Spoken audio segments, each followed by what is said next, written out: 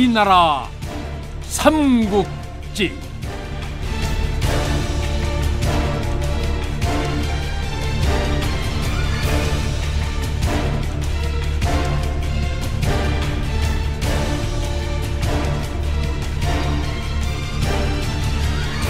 제91부 서해의 낙조.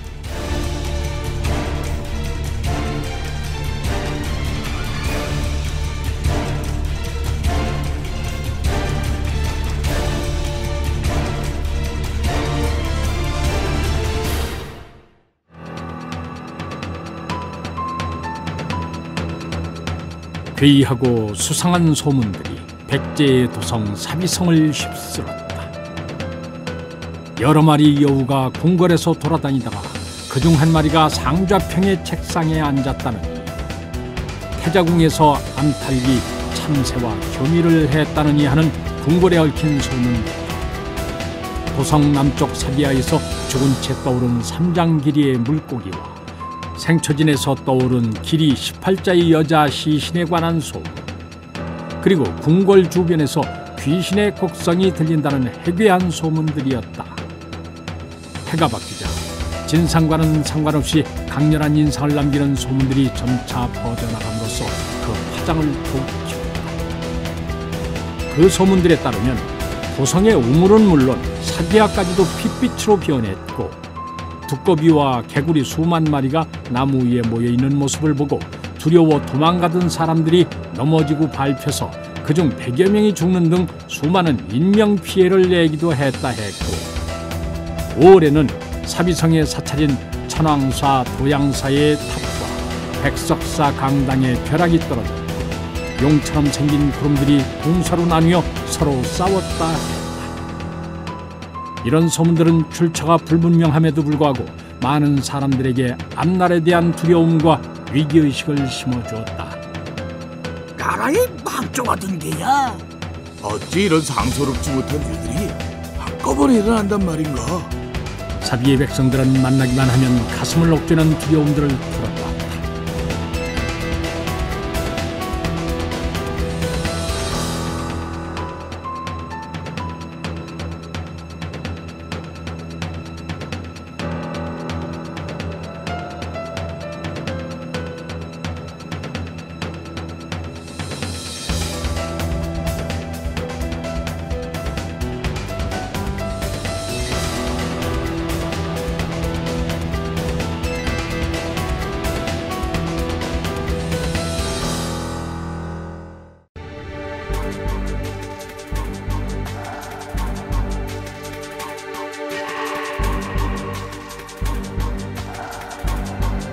도성의 개들이 시끄럽게 짖던 밤이 지난 후 새로운 소문이 사람들의 입에서 입으로 퍼져나왔다.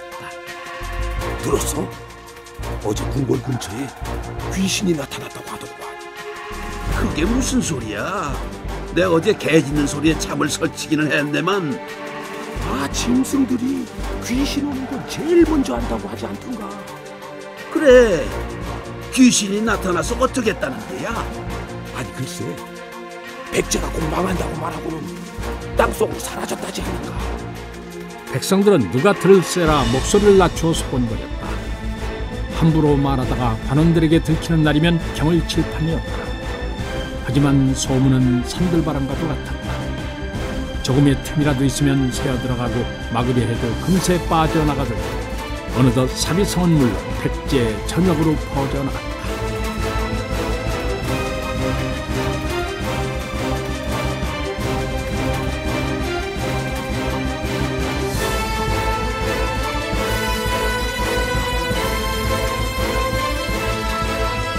사정이 이러한 소문이 의자태왕의 귀에 들어가지 않을 리 없었다. 이를 듣고 대노한 의자태왕은 즉시 좌평 임자에게 소문의 진상을 파악하고 유언비어를 퍼뜨린 자들을 잡아내어 엄벌에 처하라 명했다.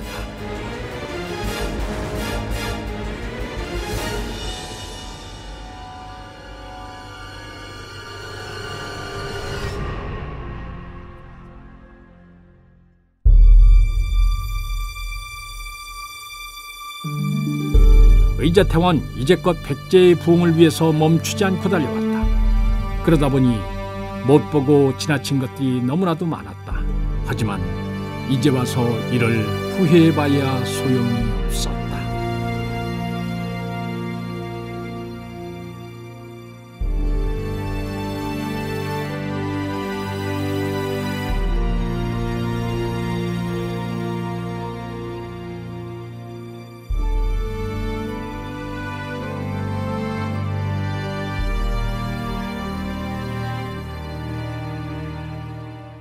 어찌 얼굴에 수심이 가득하시옵니까?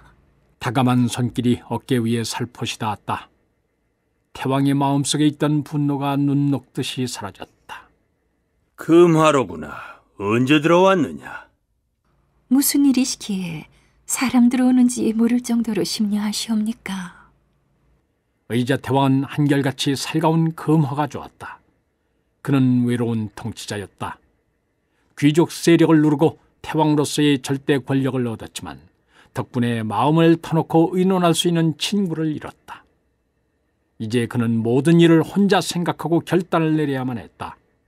누구의 도움도 없이 혼자 판단하는 일은 그를 힘들게 했다. 궁 밖에서 들려오는 흉흉한 소문이 예사롭지 않구나. 의자 태왕은 소문이 날조된 유언비어라 여기면서도 한편으론 불안감을 떨칠 수가 없었다. 소녀도 소문을 듣기는 했지만 폐하께서 심려하실 정도라 여겨지지는 않사옵니다. 나라가 새롭게 태어날 때는 늘 기이한 일이 일어나기 마련이지 않사옵니까? 금화는 용하기로 소문난 무녀의 딸이었다. 그녀는 어릴 때부터 누구보다도 신령의 뜻을 잘 읽었다. 그런 금화가 나쁜 징조가 아니라고 한다면 그리 걱정할 필요가 없을 것이었다. 내 말을 듣고 보니 한결 안심이 되는구나. 의자 태왕은 금화를 끌어당겨 품에 안았다. 그는 금화와 함께 있는 순간만큼은 자신이 일국의 태왕이라는 사실을 잊었다.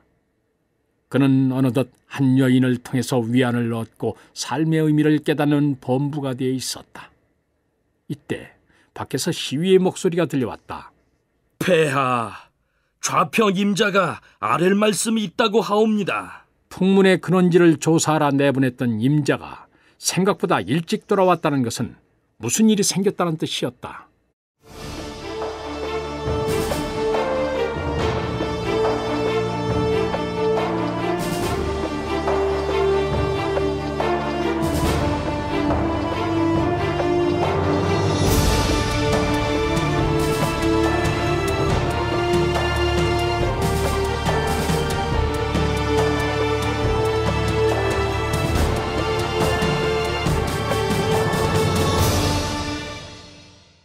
의자 태왕은 즉시 침실의 문을 열고 대청으로 나왔다.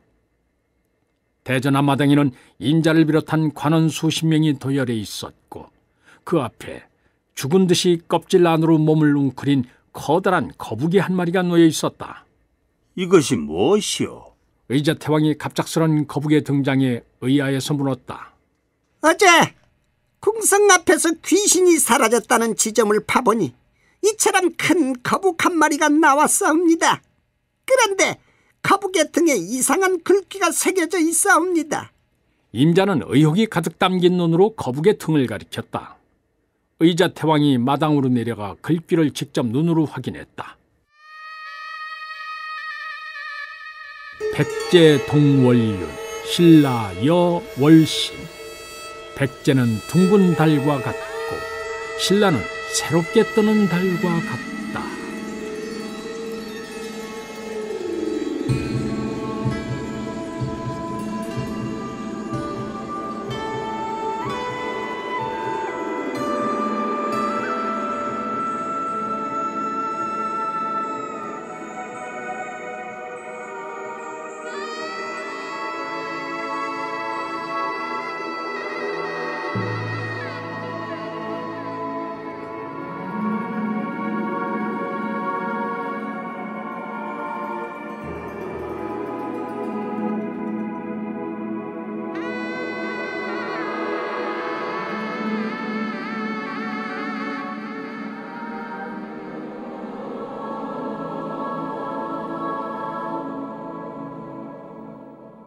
의자 태왕은 아무리 생각해봐도 그 뜻을 헤아릴 수 없었다.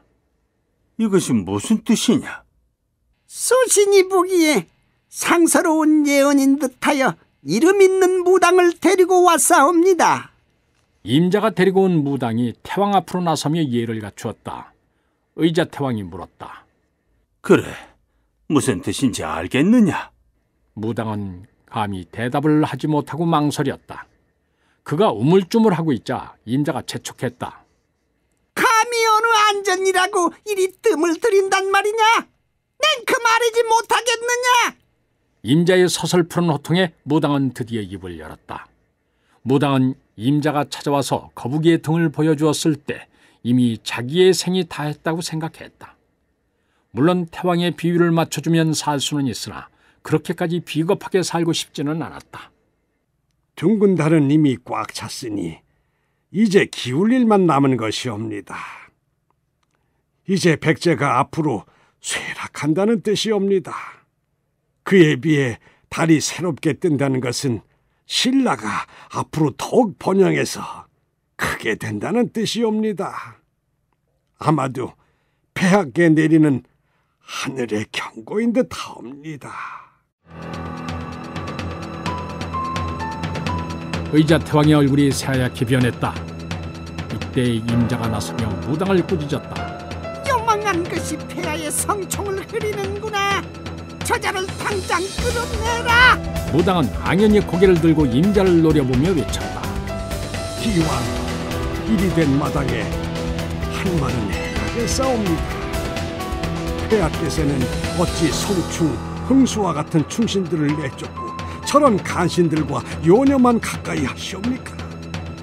폐하께서 지금이라도 정신을 차리시고 저 간신배를 베어버리면 사직을 보존하실 수 있사옵니다. 부디 통촉하시옵소서. 무당은 죽음을 각오한 듯 가슴에 품고 있던 말을 쏟아놓았다. 이 말을 들은 주위 사람들의 얼굴은 사색이 된다. 감히 태왕의 면전에서 나라가 망한다고 말을 했으니 어찌 무사하기를 바랄 수 있겠는가. 잠자코 있던 의자 태왕이 호통을 쳤다. 네가 바로 유언비어를 날조에 퍼뜨린 놈이로구나. 너는 신라의 첩자가 분명하다. 여봐라, 저놈의 목을 베어 저자에 효수하고 죄상을 적은 방을 붙이도록 해라.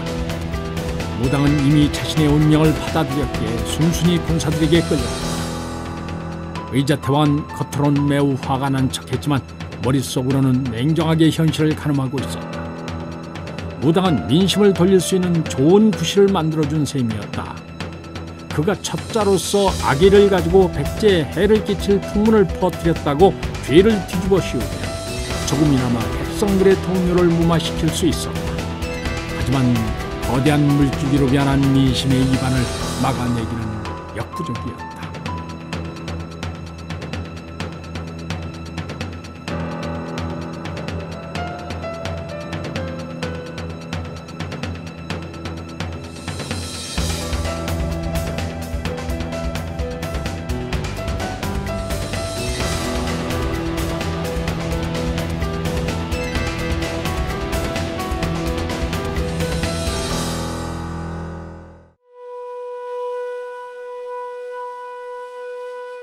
별궁의 후원은 비밀스런 아름다움을 간직한 곳이었다. 후원에 만들어진 연못인 궁남지는 아름다운 연꽃들로 가득 차 장관을 이루고 있었다. 흰 연꽃이 달빛을 머금은 밤이면 외로운 궁녀들의 해간장을 녹일 만큼 처연한 아름다움이 넘쳤다. 궁남지는 번디 무태왕이 선화왕후를 위해 만든 정원이었으므로 외인의 출입이 엄격히 제한된 곳이었다. 태왕과 태왕의 허락을 받은 사람 이외에는 어느 누구도 함부로 들어설 수 없는 금역이었다. 그런데 이 밤에 수상쩍은 일이 벌어지고 있었다.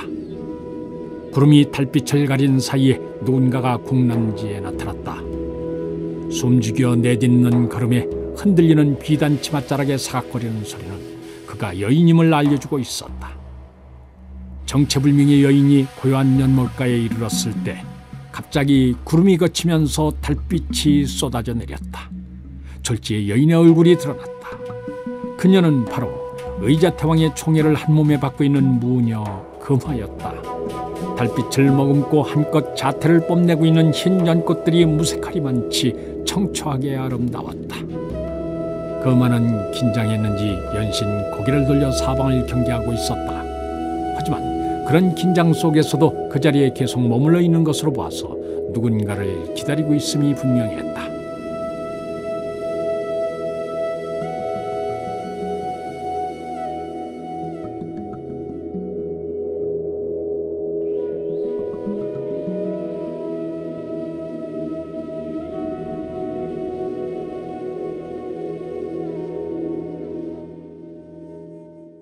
그리 떨지 않아도 된다. 사내의 목소리도 그리 여유 있게 들리지는 않았다. 이곳은 왕실의 금지입니다. 자칫 들키는 날이면 목숨을 부지하기 어렵습니다. 네, 만날 장소로 이곳을 택한 이유도 바로 거기에 있다. 등잔 밑이 어두운 법이니 지금 궁정에서 가장 경계가 느슨한 곳이 바로 여기니라. 좌평 어르신, 더 이상 저를 찾지 마십시오. 오늘은 이 말씀을 드리기 위해 나왔습니다. 다시 연통을 보내신다면 모든 사실을 폐하께 말씀드릴 수밖에 없습니다. 그러자 사내가 어둠 속에서 나와 금하에게 가까이 다가섰다. 사내는 의자태왕의 수족이라 불리는 내신좌평 임자였다. 그리 되면 네 목숨 또한 무사하지 못할 텐데 그럴 수 있겠느냐? 낮고 위협적인 목소리였다. 그러니 이쯤에서 그만두십시오. 그것만이 우리 모두가 살 수 있는 길입니다. 금하는 임자를 바라보며 애원했다. 다 소용없는 짓이다. 이미 백제는 미창 널빤지가 썩은 배와 같다. 곧 배가 침몰할 텐데 손 놓고 죽음을 기다릴 수는 없지 않겠느냐. 쥐새끼조차도 스스로 살 길을 찾는데 사람이야 더 말해서 뭘 하겠느냐. 임자의 태도는 단호했다. 금하는 임자에게 더 이상 말해봤자 아무 소용이 없음을 알았다. 그는 절대 자신을 놓아줄 리가 없었다. 처음부터 차라리 칼을 물고 죽을지언정 유신의 제안을 받아들이지 않았어야만 했다. 하지만 평생을 따라다니던 마음의 굴레를 벗어날 수 있는 기회를 어찌 마다할 수 있었겠는가.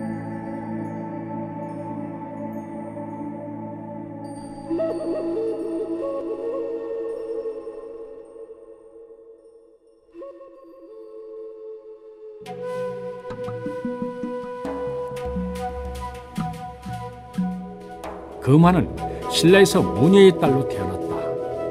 어린 시절 그녀는 가끔 어둠이 내릴 무렵 신당으로 찾아오는 지체 높은 사람이 자신의 아버지인 줄 알고 자랐다. 그런데 철이 들면서 그가 자신의 생부가 아니라 다만 마을의 주인이자 어머니의 정부일 따름이라는 사실을 알게 됐다.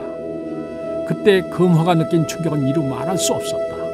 그 뒤로 그녀는 입을 다문 채 살아갔다. 금화는 나이가 차면서 벚꽃처럼 피어나기 시작했다. 그녀의 청초하면서도 농밀한 아름다움은 시면의 침묵과 더불어 신비감을 더해주었다. 인근에 살고 있는 사내들은 지체 높은 귀족부터 평범한 농투성이를 가릴 것 없이 모두 그녀의 매력에 빠졌다. 먼 발치에서 그녀의 얼굴이라도 한번 보고자 신당 주변을 기웃거리는 사내들로 장사진을 이룰 정도였다. 하지만 그녀는 그런 사내들을 거들떠보지도 않았다.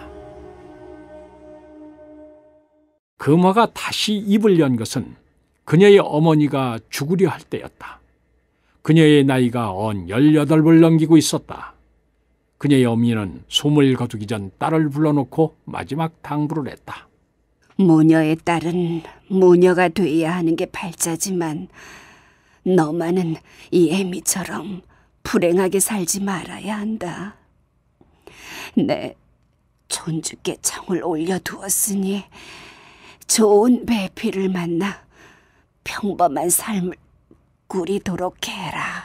전 무녀로 살겠습니다.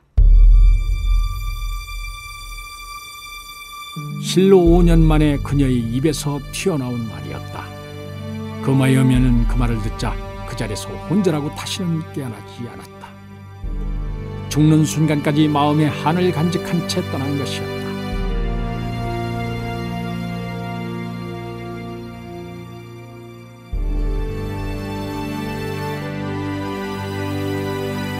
그녀는 어미의 대를 이어 모녀가 됐다. 마을에서 제가 벌어지는 날이면 어김없이 공작새와 같이 울긋불긋한 옷을 차려입고 우아한 몸짓으로 하늘을 향해 튀어오른 그녀의 모습을 볼 수 있었다.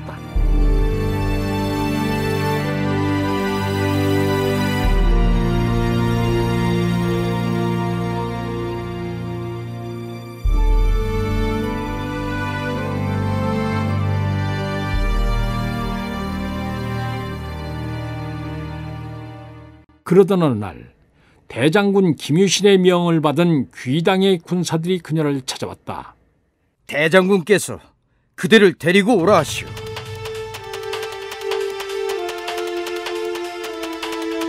명을 전하는 군관의 태도가 깍듯하기 이를 데 없었다.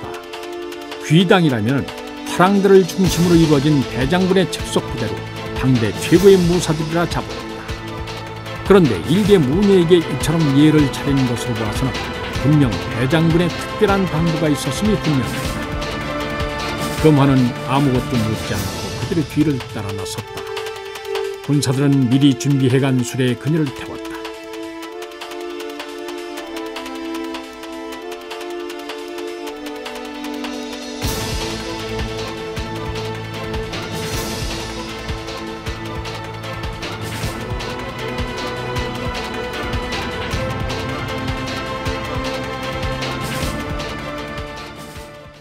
해가 질 무렵 금화 일행은 금성에 도착했다.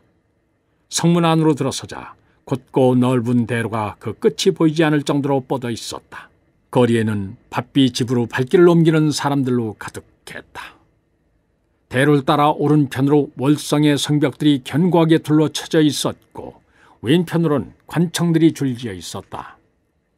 한참을 걷다가 동궁을 끼고 왼편 사이길로 접어든 일행은 얼마 가지 않아 높은 탑 너머에서 아름다운 풍경 소리가 들리는 집 앞에 도착했다.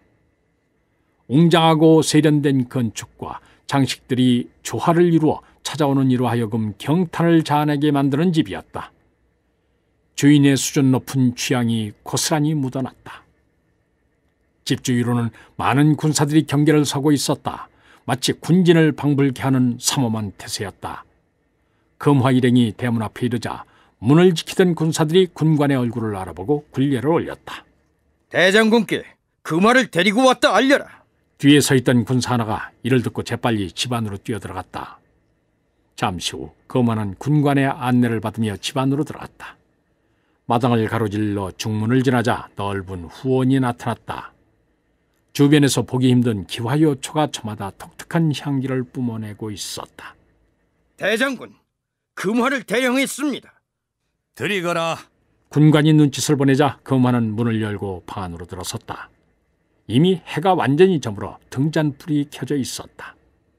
어른거리는 불빛을 받은 김유신은 초로에 접어든 나이라고 부르기 무색할 정도로 활기 넘치는 눈을 가지고 있었다. 오랫동안 전장에서 싸운 위험과 경륜이 주위를 압도했다. 먼 길 오느라 고생 많았다. 유신은 마치 원행을 다녀온 며느리를 맞듯이 살가우면서도 격식을 갖추어 맞이했다. 명성만으로도 산지사방을 떨게 만드시는 대장군을 이렇게 뵐 수 있어 영광입니다. 나 역시 너의 명성은 익히 듣고 있었다. 직접 이리 만나니 경국지색이라는 말조차 초라하게 느껴지는구나. 대장군께서 소녀처럼 미천한 것을 부르신 이유가 있을 줄로 압니다.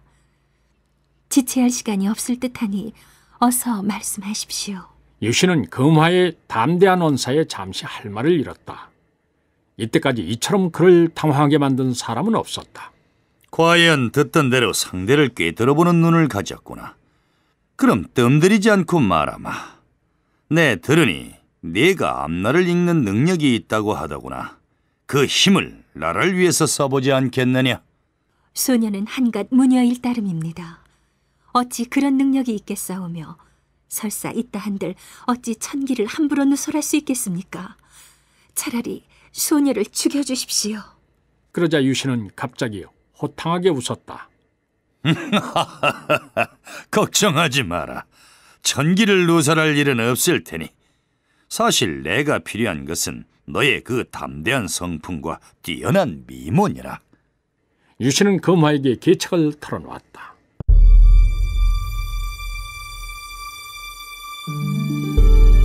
우리 신라는 지금 백제의 끊임없는 침입으로 위기에 처해 있다. 나라를 구하기 위해서는 저들의 힘을 약화시켜야만 한다. 내 듣기로 백제의 의자왕과 귀족들 간의 갈등이 심상치 않다고 한다. 우리는 이 점을 놓쳐서는 안 된다. 다행히 영웅호색이란 말이 있듯이 빈틈이 없는 의자왕도 아름다운 여자에게는 약하다고 한다. 내 너를 사비성으로 보낼 터이니 의자왕의 마음을 사로잡도록 해라.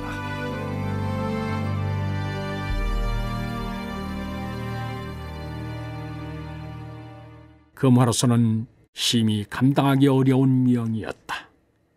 자칫하면 목숨을 건지기 어려웠다. 금화가 망설이자 유신은 그녀의 가슴에 못을 박았다. 내가 너를 택한 이유가 하나 더 있다. 그건 바로 너의 마음속에 자리 잡은 원한이다. 금화는 유신의 말을 듣고 소스라치게 놀랐다. 그의 말처럼 금화의 가슴 속에는 분출되지 못한 용암처럼 원한이 활활 타오르고 있었다. 그녀는 마음에 쌓인 원한을 풀기 위해 무녀가 되어 옷자락을 휘날리며 하늘을 향해 춤을 추었지만 여전히 답답함은 사라지지 않았다. 그런데 유신은 마치 자신의 속내를 들여다보는 듯이 정확하게 집어내고 있지 않은가. 그렇다면 그것으로부터 자유로워질 수 있는 방법도 알 듯했다. 그 굴레를 벗어던지려면 어찌 해야겠습니까? 네 아비는 당왕성을 지키던 장수였다. 비록 육두품에 불과했지만 나라를 생각하는 마음은 어떤 고관 대작에 뒤지지 않았다. 내 어미와는 한마을에 살면서 서로 연모하는 사이였다. 그가 당왕성으로 떠날 때 넌 이미 어미의 뱃속에 있었다. 두 사람은 당왕성에서 근무를 마치고 돌아오면 혼례를 올리기로 약속을 했었지. 네 어미는 정인이 돌아올 날만을 기다리며 나날을 보냈단다. 유신의 입에서 안타까운 사연이 이어졌다. 산딸이 가까워지자 그녀의 배가 눈에 띄게 불러왔다. 이를 본 그녀의 아비와 오라비들은 애아비가 누구인지 밝히라고 닥달을 했다. 하지만 그녀는 아무 말도 하지 않았다. 그저 정인이 돌아올 날만을 손꼽아 기다렸다. 하지만 아이가 나올 때가 다 됐는데도 그에게서는 소식이 없었다. 그러다 아이가 태어난 지 며칠 후 비보가 전해졌다. 갑자기 쳐들어온 백제 의자태왕 군대에 의해 당황성이 함락됐고 이를 지키던 군사들은 전멸했다는 소식이었다. 날짜를 따져보니 아이가 태어난 그날이었다. 금화의 어미는 더 이상 살고 싶은 생각이 사라졌다. 하지만 갓 태어난 핏덩이를 두고 정인의 뒤를 따를 수는 없었다. 그렇다고 모녀를 못마땅하게 여기는 집에서 계속 남아있을 수도 없었기 때문에 그녀는 갓난딸 금화를 안고 마을을 떠난다. 일단은 정인이 죽었다는 당성으로 가보고 싶었다. 하지만 산후의 몸이 매우 약해진 금화의 어미는 얼마 가지 못해서 쓰러졌다. 바닥에 내팽개쳐진 아이는 사방에 떠나가라고 울어댔다. 그때 이웃 마을에서 굿을 지내고 돌아오던 늙은 무녀가 이들 모녀를 발견하고 신당으로 데려와 돌봐주었다. 겨우 정신을 차린 금화의 어미는 늙은 무녀에게 자신의 신세를 털어놓았다. 이를 듣고 딱하게 여긴 늙은 무녀는 그녀를 자신의 수양딸로 삼고 무녀가 되는 길을 가르쳤다. 금화의 어미는 차마 그녀의 호의를 뿌리치지 못했다. 막상 길을 떠나보니 갓난아이를 데리고 당성까지 가는 것이 무리임을 절실히 느꼈기 때문이었다. 몇 년 후 늙은 무녀가 죽자 금화 어미는 그 뒤를 이어 무녀가 됐던 것이다.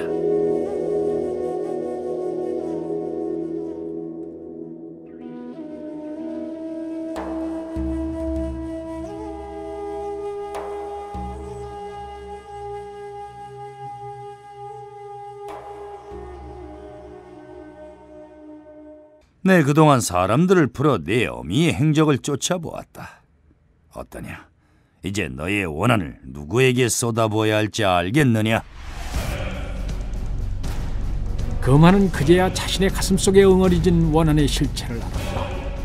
그것은 바로 그녀가 한 번도 본 적이 없는 아버지에 대한 그리움과 그를 자신에게서 앗아간 상대에 대한 분노였다.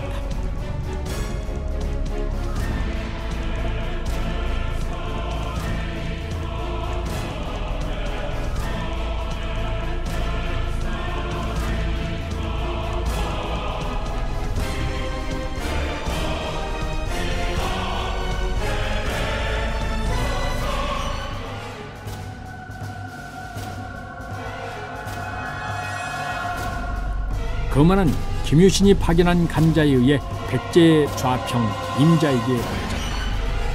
이 당시 임자는 신라의 김유신에게 포섭이 되어 있는 상태였다. 임자는 금화의 미색을 보고 마음이 흔들렸다. 마음 같아서는 자신이 그녀를 취하고 싶었다. 하지만 욕심 때문에 대사를 그르칠 수는 없었다. 임자는 거부하기 힘든 그녀의 매력 속에서 힘겹게 헤엄쳐 나왔다.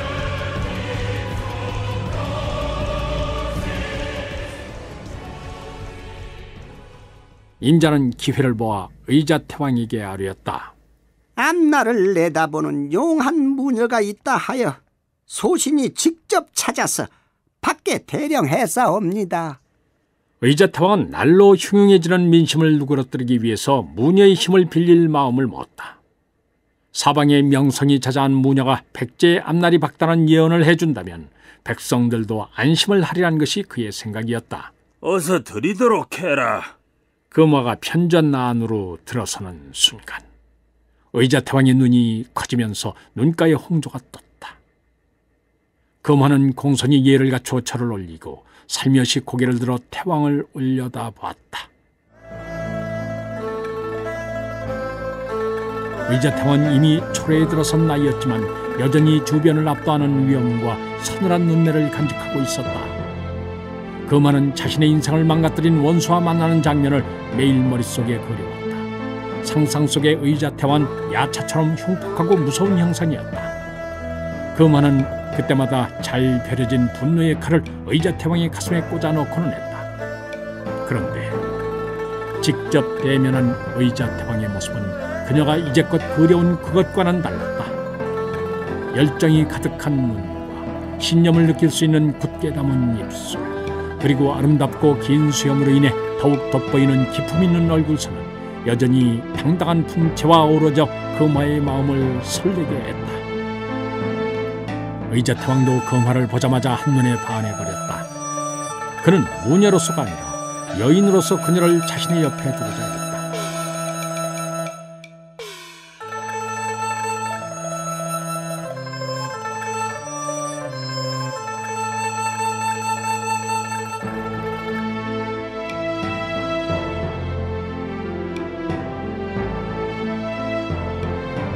의자태왕은 금화를 별궁에서 기고토록 하고 매일 밤 그녀를 찾아왔다. 이때부터 의자태왕의 생활은 금화를 중심으로 돌아가게 됐다. 태왕은 국사는 물론 사소한 일을 처리하는 데 있어서도 금화의 조언을 받았다. 그만큼 의자태왕은 금화를 믿고 의지했다. 금화의 영향력을 알게 된 주변 사람들은 두 가지 부류로 나뉘었다. 하나는 의자태왕의 실정을 비난하면서 그 탓을 금화에게 돌리는 무리로 대부분 귀족들이었고, 다른 하나는 금화에게 잘 보이려고 별궁으로 줄을 대는 무리로 태왕의 측근이나 기회를 잡으려는 세력들이었다. 금화는 이들을 적절히 이용했다. 나라의 혼란을 자신의 탓이라 비난한다 하더라도 결국 그 책임은 의자태왕이 떠맡게 될 것이고, 자신에게 아부하는 간신배들을 끌어들여 나라가 부패하고 문란해진다면 그 타격 역시 고스란히 태왕에게 돌아갈 터였다. 그런데 예상치 못한 일이 벌어졌다. 당연히 느껴야 할 복수의 희열과 죄책감이 그녀를 괴롭게 했던 것이다. 그녀를 당황하게 만든 감정의 실체는 시간이 지날수록 분명해졌다. 그것은 바로 의자태왕에 대한 연모의 정이었다.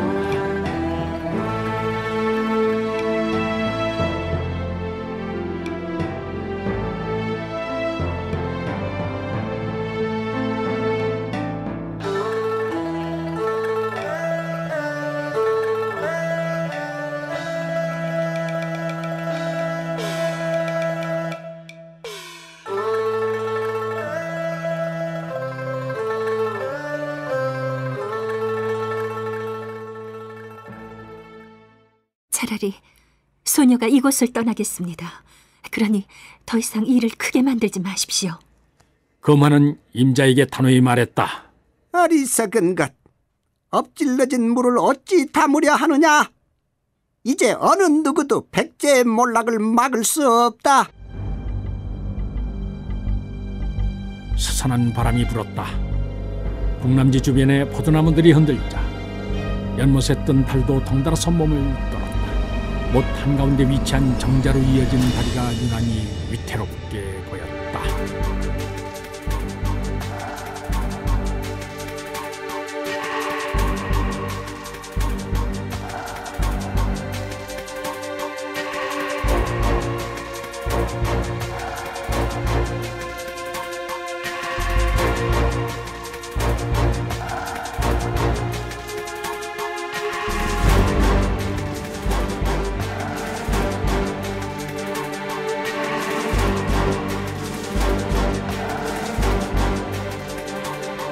백여 척의 배가 바다를 가르며 섬 그림자를 향해 다가가고 있었다. 선두로 항해하는 배 돛대에 꽂힌 신라의 깃발이 동쪽으로 달아나려는 듯 맹렬히 나부끼고 있었다. 섬에 가까워지자 선단의 중앙에 위치한 대장선에서 뿔나팔 소리가 길게 두 번 울렸다. 그러자 배들은 저마다 돛을 걷고 섬을 향해서 천천히 접근해갔다.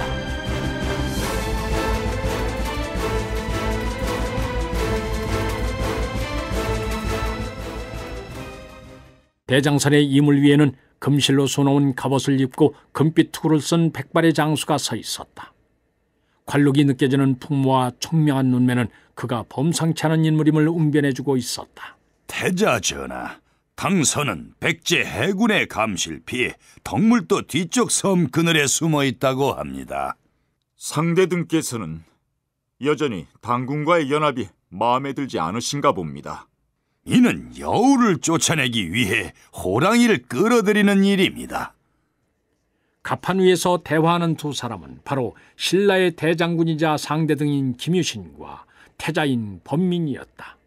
범민이 더 이상 대답이 없자 유신은 수부들을 향해 외쳤다. 노를 저어라, 섬으로 접근한다. 신라의 선단이 섬 모퉁이를 두고 길어진 섬 그림자 속에 수를 헤아릴 수 없을 정도로 많은 당나라 배들이 떠 있었다. 13만의 대군을 움직였다. 좋기 수천 척은 됨직했다. 태자의 배가 호위선 사이를 가르고 앞서 나와 당의 선단을 향해 다가갔다. 신라의 대장선이 접근해오자 당선들은 일제히 길을 열어주었다.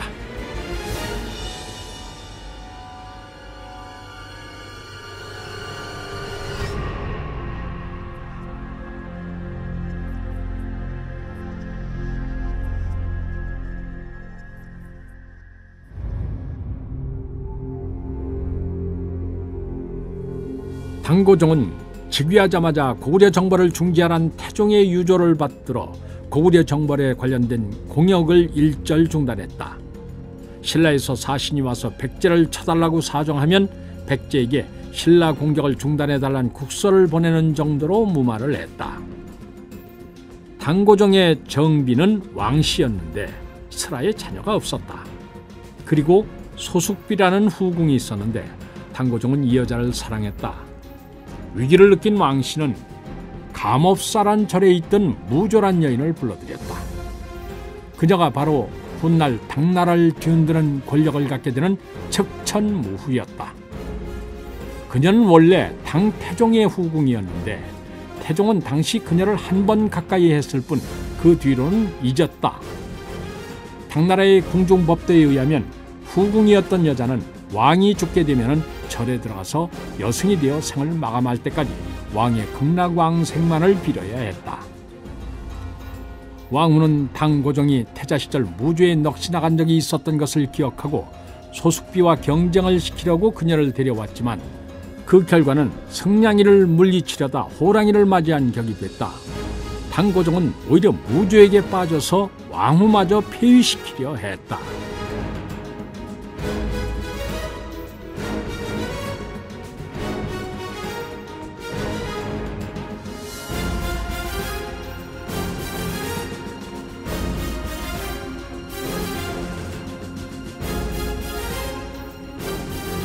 서력 655년 9월 당고종은 장손무기와 저수량 등을 불러 왕씨를 폐위시키고 그 자리에 무조를 올리겠다고 선언했다. 이에 저수량이 나서서 간했다. 무씨가 선왕을 섬겼으면 삼척동자도 다 아는 일인데 어찌 천륜을 그렇지 하시옵니까? 당고종은 이 말을 듣고 매우 불쾌했다. 그래서 저수량을 멀리 담주 도독으로 좌천시켰다. 같은 해 10월 당고종은 왕실을 피하고 무실을 왕으로 옹립했다. 그리고 이를 기념해 널리 사면령을 내려 죄수들을 풀어주었다. 왕씨와 소씨 두 여인을 쫓아내고 왕위에 위에 오른 무후는 모든 권모술수를 동원해서 권력을 잠식해 나왔다. 치밀하고 냉철한 무후의 서슬에 눌린 당고종은 차츰 침울해지고 나약해지기 시작했다. 서력 659년 무후는 마침내 구명 대신 장손무기마저 벼슬을 깎고 독주를 내려 죽여버림으로써 권력을 독차지했다. 당고종은 그녀를 막고 싶었지만 더 이상 그럴 힘이 없었다. 이럴 때 신라에서 김춘추가 보낸 사신이 와서 백제를 쳐야 한다고 당고종을 부추겼다. 당고종은 무후의 권력 장악으로 인해 잃었던 권위를 되찾을 기회라 여기고 소정방에게 13만 대군을 주어 백제를 공격하게 했다.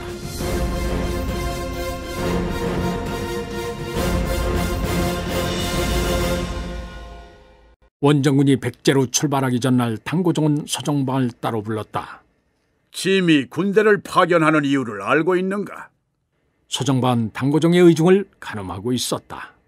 신라, 백제, 고구려 이 해동 삼국을 평정해야만 천하를 장악할 수 있기 때문 아니옵니까? 당고종은 고개를 끄덕이며 재차 물었다. 우리가 저들을 제압하려면 어떻게 해야겠는가? 우선은 신라와 협력해서 백제를 손아귀에 넣은 후 고구려를 멸해야 하옵니다. 그 다음에 신라마저 쳐서 굴복시켜야 하옵니다. 그러고 나면 평양과 사비 그리고 계림에 각각 도독부를 설치하여 직할함이 마땅하옵니다. 당고종은 매우 흡족해하면서 소정방을 격려했다. 이렇게 해서 소정방은 13만 대군을 이끌고 백제로 향하게 됐다.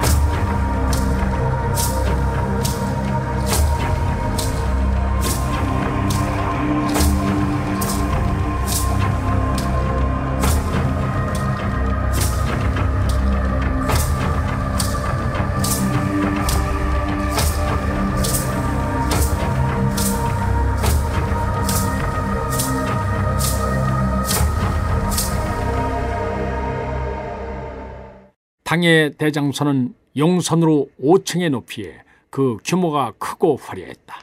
선체가 큰 배는 겉보기에는 위협적으로 보일지 모르지만 서해처럼 얕고 섬이 많을 뿐 아니라 해안에 굴곡이 심한 곳에서는 그다지 쓸모가 없었다. 오히려 잘못하면 좌초하여 많은 인원이 한꺼번에 수장될 위험이 높았다. 장군 김진주, 김천전이 앞서고 그 뒤를 따라 범민과 유신이 용선으로 건너가 갑판 위에 내리니 당나라 장수들이 도열한 모습이 보였다. 형님, 어서 오십시오. 귀에 익은 목소리가 들렸다. 범민이 고개를 들어 유심히 보니 인문이었다. 인문은 당나라 장수들을 해치고 앞으로 나섰다. 네가 애를 많이 썼겠구나. 다시 볼 수 있어 여간 다행한 일이 아니다. 범민은 기뻐하며 인문의 손을 덥석 잡았다. 형제가 낯선 곳에서 오랜만에 조우하니 반가움이 밀려왔다. 하지만 마냥 감흥에 취해 있을 수만은 없었다. 상대등이 되셨다니 경하드립니다. 인문이 태자의 뒤에 선 유신을 보고 말했다. 얼마 전 상대등 금강이 타계한 이후 그가 최고의 관직인 상대등 자리에 올랐는데 가야계 귀족으로서는 최초의 일이었다. 이는 가야계가 신라 귀족 사회의 주류에 편입됐음을 선포하는 사건이었다. 유신의 조상들이 100여 년 동안 간직해왔던 수건이 풀린 것이었다. 그래, 대총관은 어디에 있는가? 유신은 탐탁지 않은 목소리로 물었다. 그는 앞장서서 당을 끌어들인 인문을 여전히 못마땅하게 여기고 있었다. 선실에서 기다리고 계십니다. 인문은 웃는 낯으로 대답했다. 소정방이 선실에 있다는 말을 듣는 순간 유신은 불쾌한 기분이 들었다. 당나라 장수의 태도는 일국의 태자를 맞이하는 예에서 크게 벗어난 것이었다. 범민은 금방 유신의 얼굴색이 변한 것을 눈치챘다. 지금은 우리가 고개를 숙여야 할 처지이니 무조건 참으셔야 합니다. 범민의 충고에 유신은 애써 마음을 진정시켰다. 인문은 범민과 유신을 대총관의 선실로 안내했다. 대총관 소정방은 널찍한 방 안에 놓인 육중한 탁자 앞에 앉아 뭔가를 열심히 들여다보고 있었다. 그 뒤로 수하장수들이 병풍처럼 시립해 있었다. 그는 이미 이른을 바라보는 노구였지만 평생을 전장에서 보내온 백전노장다운 기백을 내뿜었다. 신라의 태자와 상대등께서 당도하셨습니다. 인문의 말을 듣고서야 대총관 소정방은 고개를 들어 선실의 입구를 쳐다보았다. 소정방과 눈이 마주치자 범민은 예를 갖추어 환영의 뜻을 표했다. 먼 백길에 고생이 많으셨습니다. 소정방은 가볍게 손을 들었다. 알겠으니 조용히 하란 뜻이었다. 실로 무리하기 짝이 없는 답례였다. 그런데 여기서 끝난 것이 아니었다. 어찌 신라의 태왕이 직접 마중 나오지 않았는가? 소정방의 방자한 태도에 유신은 속에서 불덩어리가 치밀어 올랐다. 분위기가 심상치 않자 인문이 유신의 옷자락을 잡아당기며 눈짓을 했다. 태왕께서는 이미 남천정의 당도에 계십니다. 만일 대총관께서 도착했다는 소식을 들으시면 이부자리에서 새벽 진지를 드시는 일도 마다하지 않고 달려오실 겁니다. 범민이 소정방을 다독였다. 이 말을 듣고 소정방의 얼굴이 대번에 풀렸다. 유신 역시 화만 내고 있을 수 없었기 때문에 이끄는 대로 작전 회의를 시작했다. 유신이 먼저 백제를 칠 묘책을 내어놓았다. 백제군의 주의를 분산시킨 후 의회에 공격을 한다면 저들은 힘 한번 써보지 못하고 무너질 것이요. 유신은 자신의 계책에 확신이 있었다. 소정방 역시 오랜 세월 전장에서 잔뼈가 굵은 장군이었다. 그는 유신의 계책대로라면 반드시 쉽게 승리할 수 있으리라는 예감이 들었다. 이때부터 유신을 바라보는 소정방의 눈빛이 달라졌다. 장군의 말대로라면 분명 백제군의 눈을 속일 수 있을 것이오. 그렇다면 내 7월 열흘에 기벌포에 이를 터이니 신라군도 때를 맞춰 당도하도록 하시오. 인문은 거만한 소정방이 유신의 뜻을 군말 없이 받아들이자 안도의 한숨을 내쉬었다. 길을 지켜야 하오. 만일 그대들이 늦어져서 작전에 차질이 생긴다면 내 군율로 다스릴 것이오. 이는 자신의 부하한테 나설 수 있는 건방진 말투였다. 유신은 불편한 마음으로 선실을 빠져나왔다. 그의 뒤로 범민과 인문 그리고 진주, 천전 등이 따랐다. 인문과 함께 자신의 배로 건너온 범민은 유신을 바라보며 불만을 터뜨렸다. 아무리 우리가 당의 도움을 받는 처지라지만 일개 장수가 감히 일국의 태자를 이리도 욕보일 수 있습니까? 나도 당장 칼을 빼어 소정방의 목을 내리치고 싶었소이다. 유신은 참고 있던 울분을 터뜨렸다. 당고종은 무열태왕을 우의도 행군 총관으로 삼아 대총관인 소정방의 휘하에 두고 있었다. 이는 신라군을 속국의 군대 정도로 취급하고 자신들이 군사작전에서 주도권을 주려는 음흉한 의도였다. 우리가 당군을 도와 백제와 고구려가 멸망하면은 그 다음은 우리 신라의 차례가 될 것이요. 언젠가는 우리가 저들과 싸워야 할 날이 오고야 말 것이요.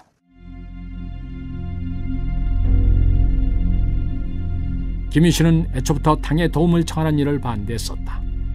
비록 신라가 백제를 상대하기에 힘이 붙이기는 했지만 국론이 분열되고 혼란에 빠진 백제 정도라면 신라의 힘만으로도 이길 수 있다고 자신했다.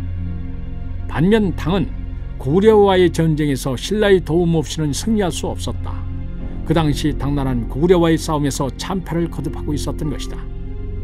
주변 상황까지 모두 감안할 때 결국 고개를 숙이고 도움을 청해야 할 쪽은 오히려 당나라였다.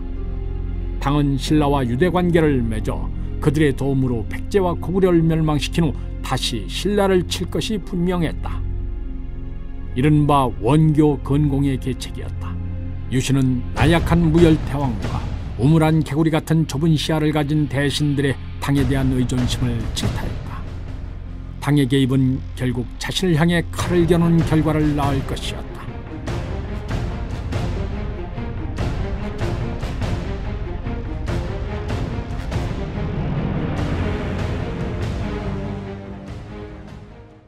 인문이 유신의 불편한 신기를 눈치채고 쐐기를 박듯이 단호하게 말했다. 그렇지 않습니다. 상대등께서는 신라의 힘을 너무 과대평가하고 계십니다. 고구려와 백제가 지금보다 더 긴밀하게 협조하여 신라를 공격해 들어온다면 우리는 내일을 장담할 수 없습니다. 신라는 결국 무트로 뛰쳐나온 고기처럼 서서히 숨을 헐떡이며 죽어가게 됩니다. 지금 신라와 당은 서로의 힘이 꼭 필요합니다. 감정 문제로 이를 그르쳐서는 안 됩니다. 유신이 속으로 화를 새기고 있자 범민은 눈빛을 번뜩이며 유신을 향하여 말했다. 이미 부왕께서 결정한 일이니 이제 와서 왈가왈부한들 무슨 소용이 있겠습니까? 하지만 내 오늘 당장에게 받은 치욕만은 평생 잊지 않을 것입니다. 순간 유신은 한없이 유해 보이는 범민의 가슴 속에 타오르는 불꽃을 느꼈다. 유신은 정말 두려워해야 할 사람은 바로 범민일지도 모른다고 생각했다. 인무는 범민과 유신을 태운 신라의 배가 섬 그림자를 벗어나 멀어지는 모습을 보며 한숨을 내쉬었다. 유신의 말을 듣고 나니 그 역시 맨손으로 칼날을 잡고 있는 기분이었다. 그는 물러서고 싶었지만 이미 뽑아둔 칼을 집어넣을 수는 없었다. 돌아올 수 없는 바다를 건너왔으니 앞으로 나가야만 했다. 비록 길잡이 역할에 지나지 않는 실권이 없는 부총관이었지만 자신의 입지를 최대한 이용해서 신라의 유리한 방향으로 전쟁을 이끌어가야만 했다. 범민이 탄 배가 더 이상 보이지 않는 차, 인무는 칼을 뽑아 난간을 내리쳤다. 당장이라도 역사의 소용돌이를 향해서 뛰어들 기세였다.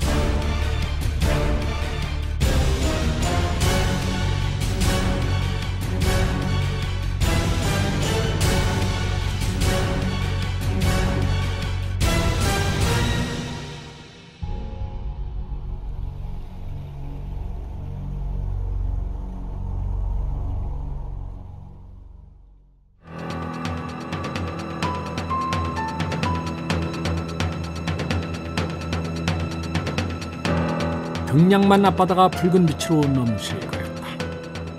흥수는 바위 위에 앉아 멀리 있는 섬들을 바라보고 있었다. 이때야말로 모든 근심을 잊고 대자연의 경이로움을 느끼는 순간이었다. 하염없이 바다를 보고 있노라면 조정에서 벌어지고 있는 정쟁들이 한갓 불장난처럼 무의미하게 여겨졌다. 밀물이 있으면 썰물이 있듯이 자연의 순리를 따르면 만사가 편한 법인데 어리석은 사람들은 이를 깨닫지 못하고 자신의 욕심만을 내세우니 갈등과 혼란이 일어날 수밖에 없었다. 흥수는 먼저 떠난 성충을 떠올렸다. 늘 나라를 생각하며 목숨을 아끼지 않고 태왕에게 간언을 했던 충신이었다. 자신의 만류를 뿌리치고 태왕에게 간언을 거두받은 성충이 옥에서 죽었다는 소식을 들었을 때 흥수는 더 이상 방관만 하고 있을 수는 없었다. 그 역시 의자 태왕의 무모한 전행에 신물이 나 있었다. 이대로 가다가는 백제에서 살아남을 자들이 없을 것 같았다. 흥수는 자신의 간언이 결코 받아들여지지 않으리라는 것을 알면서도 태왕 앞에 나아갔다. 그리고 예상했던 대로 도성에서 멀리 떨어진 벽천의 바닷가로 쫓겨오게 됐던 것이다. 호성 군사들의 감시를 받으며 이곳에 처음 도착했을 때는 막막함이 가슴을 짓눌렀다. 천관산 산자락을 지나서 맞닥뜨린 넘실거리는 파도는 앞으로 나아갈 길이 완전히 끊겼다고 외치고 있었다. 바다가 훤히 내려다 보이는 산자락의 오두막은 감옥이나 다름이 없었다. 천지가 온통 그를 옥죄고 있는 느낌이었다.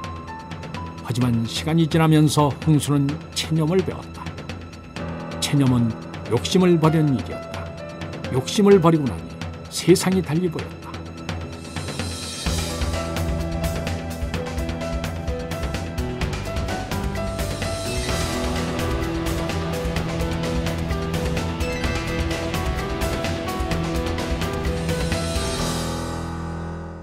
흥수가 여느 때처럼 바다의 전경을 보며 상념에 사로잡혀 있을 무렵 요란한 말발굽 소리가 고요한 바닷가를 진동시켰다.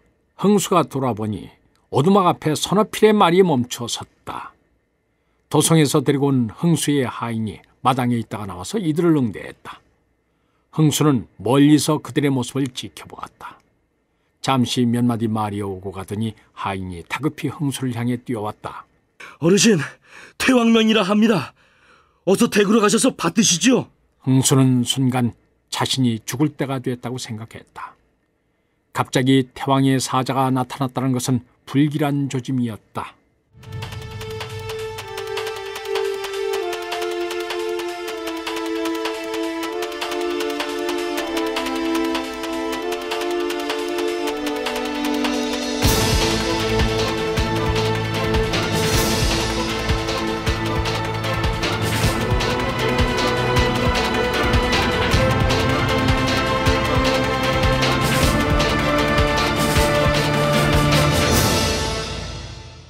사자는 방에 들어가 자리를 잡자마자 다급하게 말을 꺼냈다. 큰일입니다. 지금 당과 신라가 연합하여 우리나라로 쳐들어오고 있습니다. 폐하께서 좌평 어르신의 고견을 청하셨습니다. 상황을 자세히 들은 흥수가 입을 열었다. 어허, 이 폐하께서는 좌평 성충이 옥중에서 마지막으로 남긴 말을 기억하지 못하시는가 보구나. 무슨 말씀이십니까? 사자는 조급하게 물었다. 적은 수의 군사로 대군을 막아내기 위해서는 지형의 이점을 이용해야 하오. 지난날 성충이 말하기를 적이 침입해오면은 육로로는 탄현을 넘지 못하도록 하고 수로로는 기벌포를 지나지 못하도록 하라 했지 않소. 이 두 곳은 지형이 험준하고 길이 좁기 때문에 적은 군사로도 적의 대군을 막을 수 있어. 정예 군사를 파견하여 요충지인 탄현과 기벌포를 지킨다면은 먼 길을 이동해온 적군은 물자와 군량이 떨어지고 군사가 지치게 될 것이요. 이때를 노려서 친다면은 적을 어렵지 않게 물리칠 수 있소이다. 사자는 흥수의 말을 주의 깊게 새겨들었다. 폐하께서 좌평 어르신의 계책을 따르신다면 곧 사비성으로 돌아오실 수 있을 겁니다. 사자는 흥수에게 존경과 위로의 마음을 전했다. 흥수가 씁쓸하게 웃으며 대답했다. 나도 그리 되면 좋겠구리여. 부디 몸을 보증하십시오. 사자는 말에 올라 총총히 사라졌다.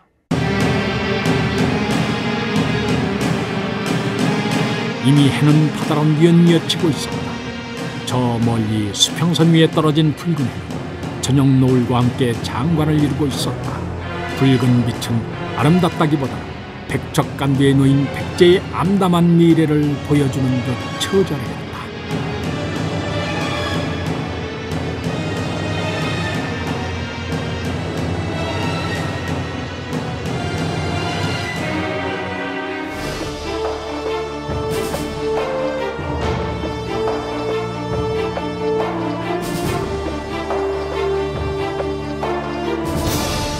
출연 황원, 정기항, 이종구, 이정구, 탁원재, 송도영, 송두석, 이윤선, 김익태, 기경호, 문관일, 박태호, 변종필, 안장혁, 박영화, 김명수, 김민성. 해설 김종성. 음악 이춘화. 효과 엄기혁. 기술 서교식. 총진행 유만준.